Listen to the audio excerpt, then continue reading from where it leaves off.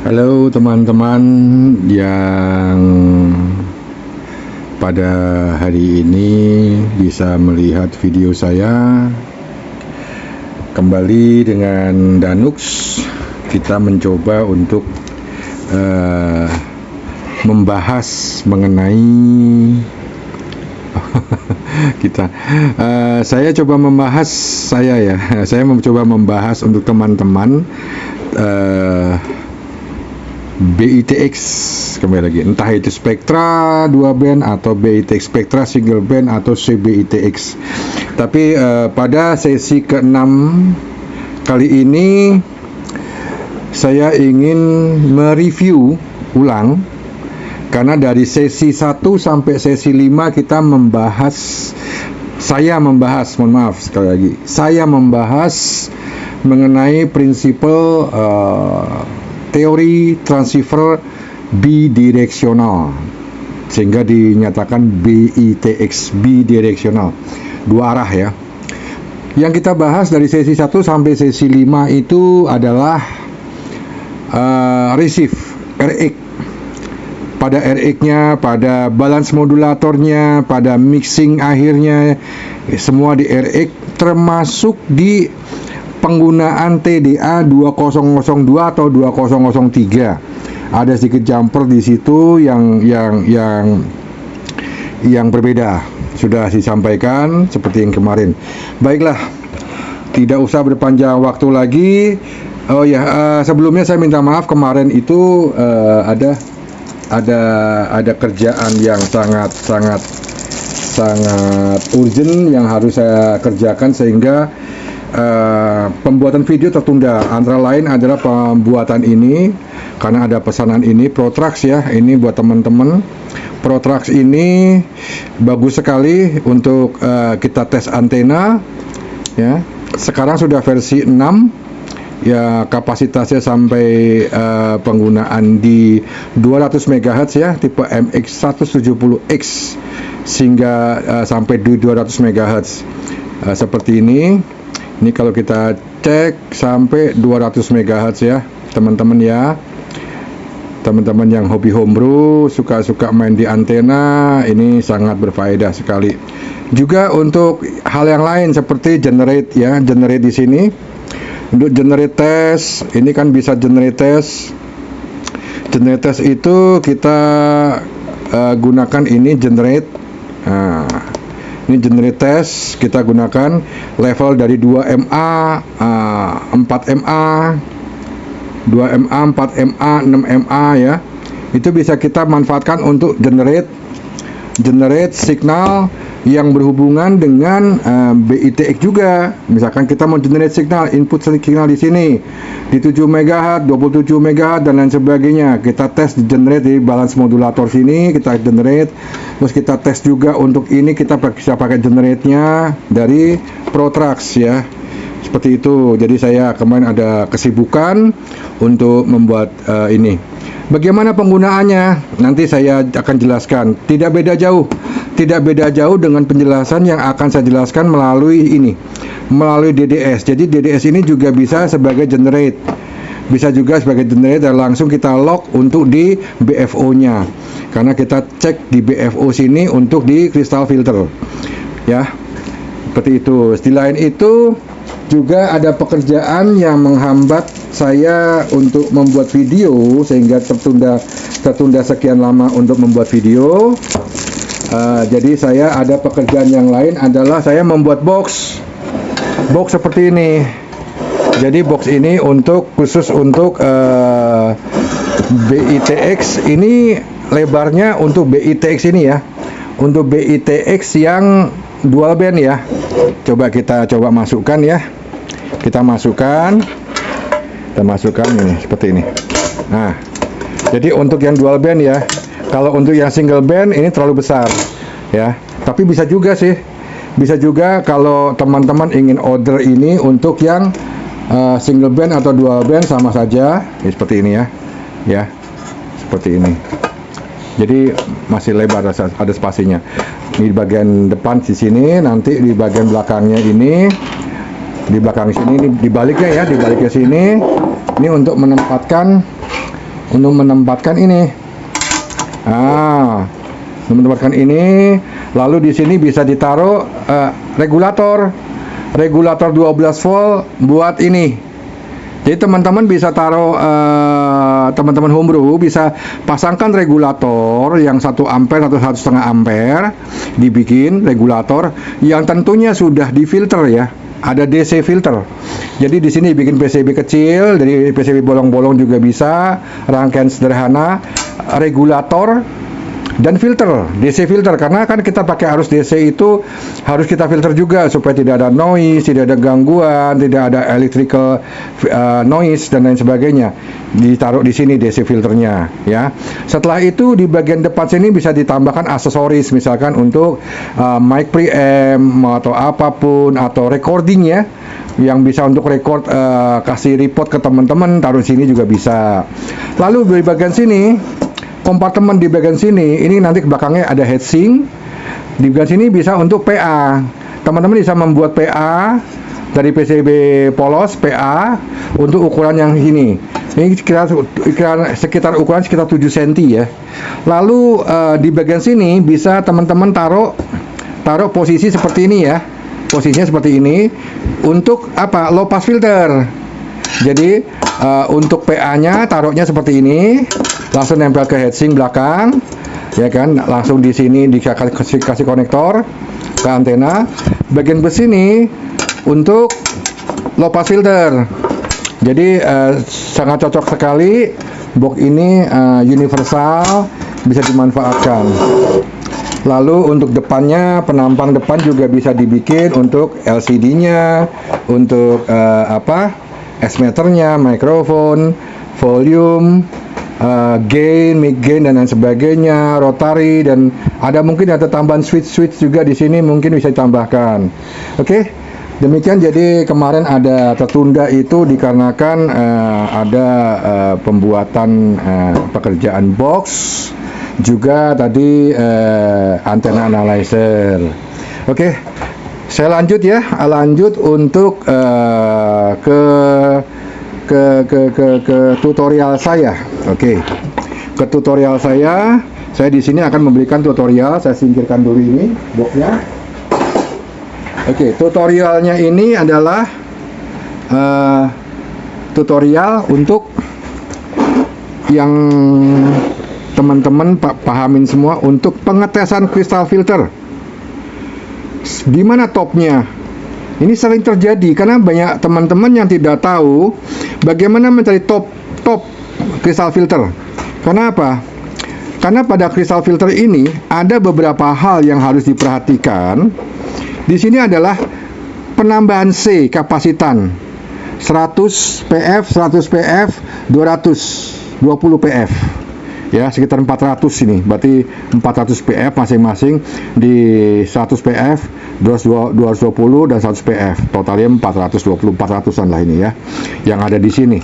Jadi ada C yang harus dipertimbangkan pada saat tapping atau tuning di crystal filter. Secara sederhana ya, teman-teman homebrew, penjelasan ini sebetulnya untuk penjelasan yang simple, yang istilahnya buat teman-teman yang tidak punya basic elektronika. Jadi saya tidak akan membicarakan masalah teknis terlalu jelimet, terlalu rumit secara teknis sekali elektronikanya, tapi saya akan menjelaskan secara awam, secara umum, secara yang mudah dimengerti oleh banyak orang. Jadi saya akan menjelaskan di sini, posisinya adalah kita harus cabut di beberapa titik C yang tidak boleh kita koneksikan. Oke, saya akan perjelaskan di sini, akan saya zoom ya. Oke, saya zoom begini. Ini saya zoom di C di sini. Ya, C di sini cabut, C di sini cabut, lalu C di sini cabut, dan C di sini ya. Ada 4 titik C ini seperti ini ya. Ini saya cabut ini semuanya ini ya. Saya keluarkan ini, ada 4 ini, saya cabut ya. Saya cabut ini, ada 4 ini. Saya cabut, saya keluarkan ya. Nah, Nah, seperti ini terlihat ya solderannya. Titik sini satu, titik sini ya, saya cabut, saya kasih kapasitor jumper dan titik sini.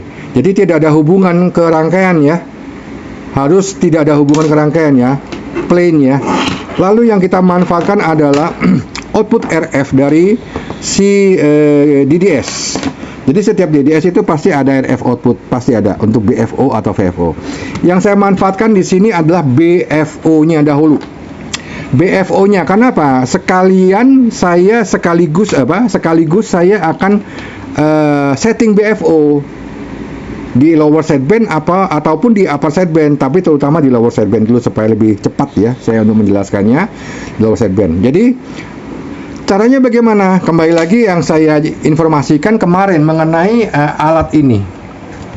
Ini potensial sekali teman-teman. Jadi kalau teman-teman homebrew beli S-meter yang akan digunakan untuk BITX RX meter, signal meter receive atau signal meter transmit, pasti teman-teman membutuhkan S-meter. S-meter ini umum dan sederhana yang mudah dicari di pasaran, di Tokopedia atau di toko merah atau di toko kuning juga banyak ya. Jadi mungkin kalau beli satu ya ongkos kirimnya mahal, mungkin bisa beli 2 lah atau 3 atau 4 gitu ya, karena bermanfaat banget, bermanfaat sekali ya, seperti seperti ini bermanfaat sekali ya. Jadi tolong disiapkan juga itu. Oke, teman-teman yang sudah mengikuti dari video 1 sampai video 5 tentu sudah mempunyai alat tersebut. Ya, saya harapkan bisa dipergunakan. Lalu pengetesan seperti ini ya.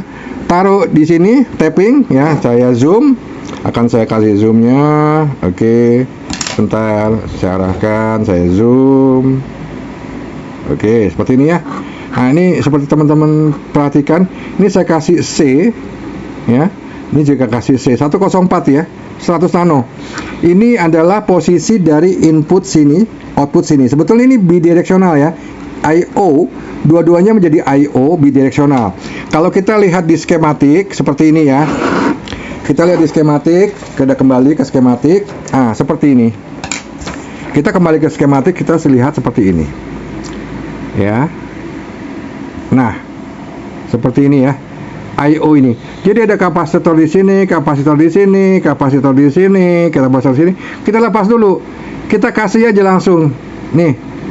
Ya. Ya.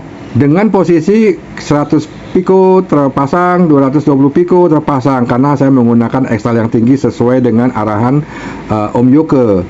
Jadi Om Yoke itu boleh kita salut dengan beliau. Acung jempol dengan beliau. Beliau sudah banyak melakukan eksperimen untuk membantu teman-teman problem solving, juga membantu teman-teman yang ingin mencoba merakit belajar elektronika dengan rangkaian sederhana BITX ini. Demikian, langsung saya lanjut ya. Tadi ya kita sudah pasang ini, kita sudah pasang dan kita pasang kapasitor. Lalu saya akan perlihatkan, kita intip dulu berapa sih kristal yang sudah saya siapkan ini berapa. Sebetulnya saya sudah tes ya, kristalnya itu frekuensi berapa. Seperti ini, saya sudah tulisin ya, ada 76, 7 berapa gitu ya. Tapi intinya adalah kristal yang saya gunakan itu adalah frekuensinya adalah ini teman-teman ya, 10 2, 4, 5 ya. Saya menggunakan ini kenapa? Karena kalau saya pakai kristal-kristal yang murahan di pasaran harga 10.000, ya maaf teman-teman, itu waktu saya terbuang percuma, waktu saya habis, sedangkan saya banyak pekerjaan yang harus saya tangani gitu ya. Jadi kadang-kadang yang sering kejadian, kristal harga 10.000 itu yang akhirnya membuat saya kecewa, karena tidak semua yang kita beli dengan harga 1.000 itu kualitasnya akan stabil. Jadi saya sering tes kristal itu harus saya tes kira-kira 5 menit lah, per kristal 5 menit. Jadi saya harus colokin tancap, saya cek di frekuensi counter saya seperti ini. frekuensi counter saya harus cek apakah dia stabil, tidak geser, tidak naik, tidak turun, stabil di frekuensi itu. Kadang-kadang dalam 1-2 menit stabil, selebihnya itu akan turun, akan naik, tergantung dari kondisi temperatur ruangan. Nah, ini juga bahaya. Sehingga kenapa di sini kita harus menggunakan grounding. Ini untuk membantu ya, membantu RF feedback. Ya, seperti kayak kita pegang tangan. Kalau kata di audio itu bunyi dud gitu ya. Jadi RF feedback seperti itu. Jadi ada resonansi elektromagnetik gitu ya. Jadi untuk tambahan seperti itu. Sehingga sering terjadi kristal yang kita beli itu unfaedah, yang akhirnya membuat kita kecewa. Sudah kita pasang kok lari sana lari sini. Terus kadang-kadang kita menyalahkan si DDS. Oh, mungkin IC-nya, IC generator DDS-nya SI5351-nya saya dapat yang palsu, jadi lari-larian. Oh, atau mungkin kristal dari SI ini juga berpengaruh, teman-teman. Kristal dari SI5351 yang di 27 MHz atau 25 MHz ini juga sering bermasalah gitu. Kalau ini bermasalah tidak pengaruh karena ke clock ke CPU. Kalau ini bermasalah, clock ini bermasalah ke CPU, yang terjadi adalah displaynya geraknya lambat, truk. Jadi lambat sekali, seperti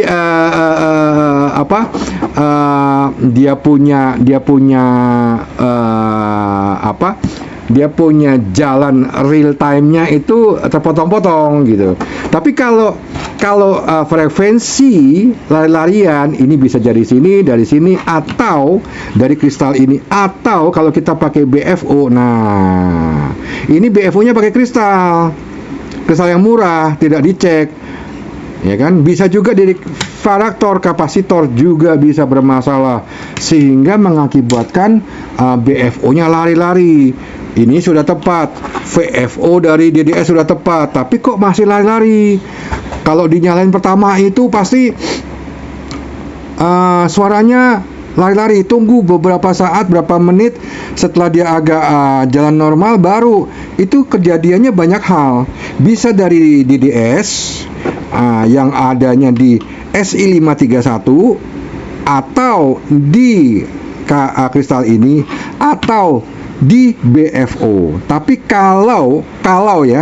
jikalau BFO-nya menggunakan kristal di sini, ada baiknya BFO kristalnya dipastikan dahulu bahwa dia betul-betul stabil dari saat dia dicolokin sampai sekian lama tetap stabil, berjam-jam tetap stabil. Itu harus diperhatikan ya teman-teman ya, supaya tidak terjadi seperti itu yang akhirnya apa? Kita main read terus. Karena apa? Dengerin teman-teman itu nggak enak. Kadang bagus, kadang nggak enak. Yang satunya udah oke, yang satunya enggak gitu kan, unbalance gitu. Oke? Baiklah, kita langsung lanjut ya. Sudah ngobrol banyak sekali saya. Oke, kita lanjut. Saya sudah siapkan ini rangkaiannya. Lalu kita coba nyalakan di sini. Oke, baiklah, kita nyalakan di sini. Oke, kita nyalakan di sini DDS-nya sudah kita nyalakan. Lalu ini saya mau perjelas dulu di cabling ya. Cabling di sini pada BFO karena kita mau setting BFO. Sekalian kita setting BFO. Yang tadi kristalnya ada di BFO. Ini BFO outputnya. Ini VFO output. VFO output itu kan harusnya masuk ke sini. Ini BFO. Saya ngambil yang BFO ya. BFO untuk tes sekalian untuk setting BFO kristal filter. Oke? Di IF-nya. Oke. Lalu outputnya ini saya masukkan ke sini, teman-teman. Sebentar, maaf ya. Nih, saya masukkan ke sini. Nah, ingat ya. Ini ya. Oke. Nanti sambil kita lihat ya. Sambil kita lihat, kita pantau bagaimana pergerakannya ya, teman-teman ya. Mohon maaf ini agak bingung ini. Nanti kita coba nanti. Ini saya tidak bisa pakai dual kamera, mohon maaf ya, karena keterbatasan alat untuk untuk video ini. Saya mohon maaf. Jadi saya mohon maaf ini videonya agak ini nanti harus ke arah sini, ya teman-teman ya. Mohon maaf ya. Oke, baik. Jadi kita sudah tahu ya teman-teman. Tadi sudah kita pastikan bahwa kristalnya adalah 10, 2, 4, 5 ya. Titik 000 ini X ya. Nggak tahu ya kita ya. Unknown ya. 10, 2, 4, 5 ini unknown berapa ya, karena di sini juga udah saya tes, ada yang belakangnya 8 sekian, 7 sekian dan lain sebagainya. Oke, kita tes, langsung masuk ke posisi testing ya. Kita masuk tes, kita pencet pada posisi mode. Kalau di DDS model seperti ini, posisi LSB, langsung kita pencet mode ya. Nah, di sini sebetulnya saya udah melakukan tes sehingga saya tahu ini lower sidebandnya sekian. Oke, lower sidebandnya sekian. Nah, sekarang kita buktikan apakah betul lower sidebandnya itu ada di sini. Oke, kita cek ya teman-teman ya, apakah benar nih lower sidebandnya itu, apakah benar nih posisinya di sini teman-teman. Oke, kita cek ya teman-teman ya. Oke, sekarang kita cek, kita posisi di sini ya. Kita cek, oh belum nyala nih, belum naik teman-teman.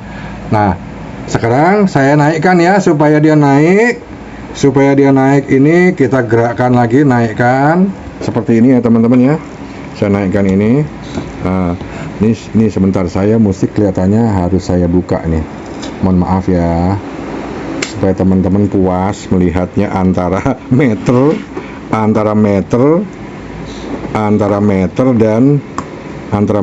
dan ini, supaya puas ini ya. Oke, teman-teman ya, sudah bisa ya. Mohon maaf ya, mohon bersabar karena keterbatasan teman-teman, keterbatasan tool. Oke, begini ya, sudah terlihat ya teman-teman ya. Oke, nanti teman-teman tolong perhatikan ini, sebentar saya zoom sedikit supaya lebih jelas. Oke, iya, oke ya, oke. Sorry ya, oke, udah oke ya, oke ya. Nah, ini saya putar ya, teman-teman perhatikan. Oh, naik dia. Nah, kita kurangin teman-teman, makanya di sini ada volume potensio. Kita kurangin teman-teman, Oke. Terus kita mainkan lagi teman-teman, ini naikkan lagi sampai kita ketemu maksimalnya.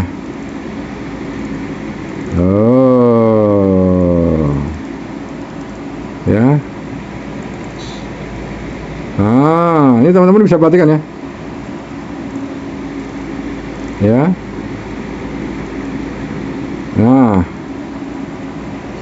Nah, kita sepakat di 87 ya teman-teman ya. 87 ya. Coba teman-teman perhatikan ya. Ya, teman-teman perhatikan ya. 87 ya, 87 di atas di atasnya 87, coba diperhatikan teman-teman ya. Ya. Jadi kita sepakat 87 ya teman-teman ya. Oke. 87 ya. Nah. 87 ya. Sepakat ya. Oke. Kita sepakat di 87 teman-teman ya. Kita tulis dulu teman-teman. Kita tulis dulu ya. Oke, kita tulis di sini. Berarti ada di 10, 2, 4, 5, 8, 7, 0. Nah, ini top skornya, top daripada posisi LSB, USB, ya kan? Ini ada di level ininya. Ini ada di sini. Ya, di sini ya. Di sini ya. Seperti ini ya, teman-teman ya. Oke. Nah, setelah itu, setelah kita tahu, akhirnya kita dari ini, dari nilai ini kita kurangin untuk ke LSB. Kurangin berapa? 1500 ya. Kurangin 1500.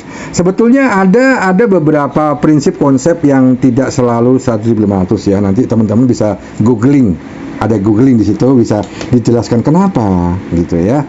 Nanti pembahasan kalau saya bahas di sini semua nanti kelamaan video saya. Oke, berarti dari 10,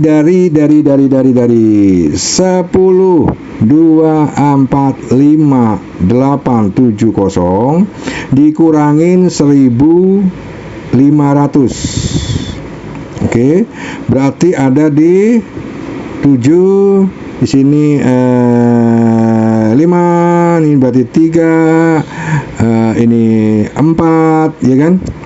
Ini 4, 2, 1, 0. Tapi ingat, plus C. Nah, plus C. Harus diingat ini plus C ya. Plus C. Plus C-nya itu berapa? Nah, ini biasanya saya menghitung plus C itu dari karakteristik dari kristal itu sendiri. Karena kristal itu ada impedance, ada C-nya, ada induktannya ya. Jadi sini. Tapi saya bisa kasihkan plus C ini average-nya sekitar 300 sampai 500. Ya. Jadi ini bisa ditambah 300 jadi 670 ya, 670 atau 770 ya, bisa karena ada tambahan C ya tadi ya. Oke, baiklah, kita bikin langsung saja di sini. Berarti dibuatnya ini 244 370. Kita cek dulu aja ya kan, nggak ada salahnya kok, kan nanti tinggal kita rubah ya kan. Kita kasih 370 ya. Nah, jadi 244 370. Oke. Nah, setelah itu nanti kita coba. Setelah kita coba, kita dengarkan dari speaker, oke atau enggak. Kalau sudah oke, tidak perlu lagi. Berarti C-nya sudah masuk. Tapi biasanya tidak. Jadi harus diingat plus C ya. Harus ada penambahan sekitar 6 atau 7 di sini nanti. Perubahannya di situ aja, nggak terlalu signifikan. Jadi tinggal putar-putar aja, dengerin teman-teman. Tapi intinya kita sudah ketemu ini, udah ketemu ini, ya. Nah ini kalau dikurangin ya, kalau untuk upper side band berarti 10, 2, 4, 5, 8, 7, 0 ya, ditambah 1.500 plus berarti 10 berapa ya? 0, 7, 8 tambah 5 ini berarti 3 di sini 3, 5, 3, 1, 6, 7, 4, 2, 247 ya. 247 370. Oke? Nah, ini juga sama nanti di sininya. Bisa up, bisa down. Ini biasanya kalau di sininya up, di sininya up ditambah 6, berarti di sininya nanti juga harus up karena penambahan terus ya, ngikutin kayak counter ya, naiknya sama. Kalau turun dia akan turun sama ya. Jadi seperti itu. Oke, demikian kira-kira teman-teman, sudah banyak yang saya ulas untuk sesi ke-6 ini. Mudah-mudahan sangat berarti. Setelah ini video selanjutnya akan saya perlihatkan bagaimana konsep kerja yang nanti kita akan pelajari bersama mengenai spektra 2 band ini. Tentunya saya tidak akan meninggalkan jejak ini. Tidak akan meninggalkan jejak ini. Kenapa? Kita bicara bidireksional berarti kita akan kembali lagi mengutak-atik filter, band pass filter ya, EF kita akan utak-atik lagi. Ini kan kemarin hanya receive ya, receive sampai speaker. Sekarang balik bidireksional dari mikrofon, switching mikrofonnya supaya nggak cut gitu ya. Terus lalu dari balance modulatornya, lalu dari filternya, lalu ke mixingnya, lalu ke band pass filternya sampai power outputnya maksimal. Oke. Next step untuk sesi ke-7 kita lanjut, karena kita sudah main ini untuk membuktikan bagaimana mudahnya menggunakan sebuah DDS untuk teman-teman untuk ngetes mendapatkan top crystal filter untuk menjadi IF yang Anda butuhkan. Oke, demikian kiranya. Terima kasih. Untuk teman-teman yang sudah bersedia meluangkan waktu untuk menonton video ini, selanjutnya kita akan bicara mengenai transmitting melalui transmitting start dengan mikrofon, lalu bus modulator, masuk ke EF, ke filter yang tadi kita tes, masuk ke mixer, lalu kita bicara band pass filter, lalu kita bicara pre-driver. Oke? Terima kasih. Sampai ketemu di video selanjutnya. Bye bye.